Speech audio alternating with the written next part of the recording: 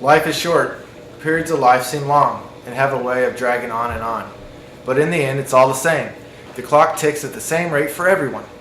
Think of that clock ticking and ticking. That's life passing by the second, adding up into minutes and then into hours and days, months and years. How do your minutes add up? Well, for this person, it has come to an end. Just days before, he laid in a hospital bed fighting for his life. For you and me, for all of us. He wanted just to live for 5 more years. He wanted that for us, for you and me, to be there for us when he was not. How did his seconds and minutes add up?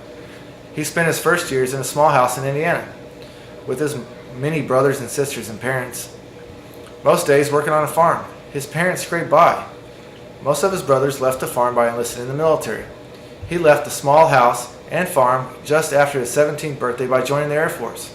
His older brother Bill, who was a Navy SEAL, took him down to the recruiter's office because they said that he was too young to join.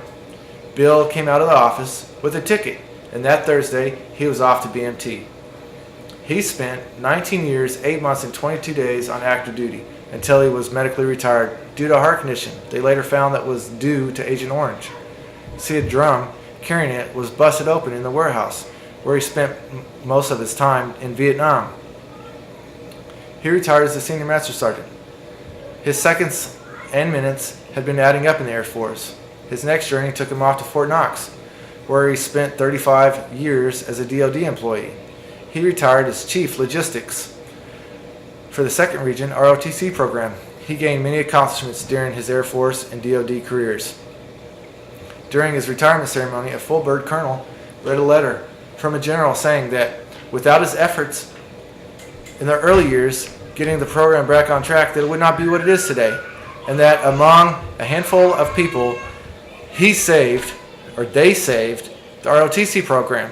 His time had been ticking, seconds adding up. 55 years working for the government and 17 on the farm. He had 9 children along the way, and over the years they've had 22 grandchildren.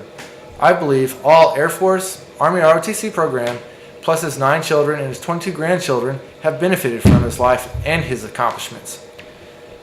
At a time like this, just days after his funeral, where we are all still very much grieving, I believe it has done us all good to look back and remember what he has done for us. Not just for the Air Force, nor the Army, or his children or grandchildren.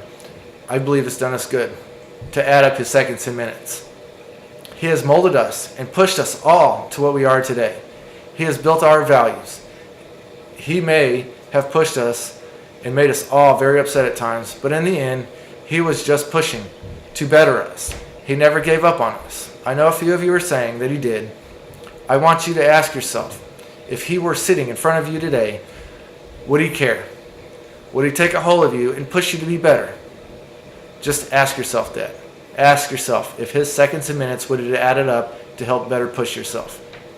The other day I sat and watched my oldest son, Alexander, and his seconds and minutes had been adding up as well. He's now 7. He got his first really good hits in baseball after so much time working with him in the batting cage. Well, I was very proud. I sat on the bleachers in tears of joy. All I could think of at the time was my dad and how he would at the time rush home, get tea, fill up his glass, and take us to whatever sporting event it was. One year, they didn't have any soccer coaches. My dad stepped up. He became our coach. He had no idea what he was doing, so we got books. He learned. He read. He helped us be the team players that he wanted us to be. He did this, not just for me, but for you, for all my brothers and sisters. He was always there, no matter what. He was there. He might not have been happy about it at the tire situation, but he was there. That we all had in the time, he was there. That's what counts, just like I was there the other night for my son, just like my father would have been, and just like you are now. Today on Memorial Day, please take a second.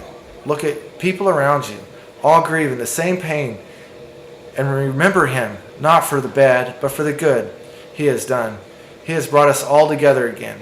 In the end of his life, all he wanted, truly all he wanted, was nothing more than to spend time with us, all of us, to talk to us, to help fix the bad. I ask you to remember him for the 55 years of service to his country, the full military honors that we just witnessed days ago, and the funeral, the 21-gun salute. Remember him as his seconds had added up. His clock has stopped, but ours runs on. Today, together, on Memorial Day, our time ticks on. Minutes build to the end. I ask you to join me in our family. Please let us come together like we always have and like we will today. Let these seconds and minutes add up.